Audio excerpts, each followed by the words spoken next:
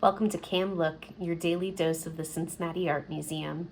Each week, a member of staff or a volunteer will share a different work of art from the museum's permanent collection and pose some questions for discussion. My name is Alex, and I'm the manager of the Rosenthal Education Center at the Cincinnati Art Museum. Today, I'd like to share a painting called Trees in the Setting Sun by Fernand. Fernand was a French artist who created art in every sense of the word. He drew and painted works on paper and canvas, painted murals and set designs, created ceramics, and even directed film and dance performances. Born in Normandy in 1881, Fernand began his artistic career as an architectural draftsman. In 1909, after being rejected by the renowned art school École des Beaux-Arts, he moved to the Parisian artistic epicenter of Montparnasse, where he met artists such as Marc Chagall, Robert Delaunay, and Jean Metzinger. Here he learned about avant-garde artistic styles such as Cubism and developed his signature style of Tubism after the three-dimensional cylindrical shapes that he used. He was also greatly influenced by his service in the French military during World War I. He produced many sketches of artillery pieces, airplanes, and fellow soldiers while in the trenches.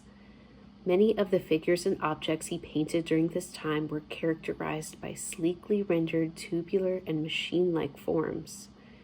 Leger was also very interested in film, and in 1924 he directed and produced an independent film, Ballet Mécanique.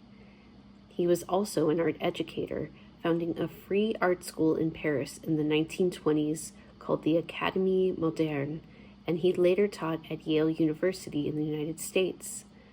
Later in his life, he focused on producing work depicting everyday consumer objects, and is therefore considered by some to be a precursor to the pop art movement. There are several works by Leger in the Cincinnati Art Museum collection, and this painting, titled Trees in the Setting Sun, hangs in Gallery 229. The painting, produced by Leger in the last few years of his life, depicts tubular, abstracted tree branches crisscrossing against a bright orange background. The subject of nature was an unusual one for Leger, and the tree branches almost look mechanical, like wires on a circuit board, with all the hues of a sunset simplified into a solid traffic cone orange. If you did not know the title of this painting, would you have guessed the subject matter? What are some clues that give it away? Thank you for joining me for Cam Look. For more bite-sized conversations about work in the museum's collection, please visit the Cincinnati Art Museum YouTube page.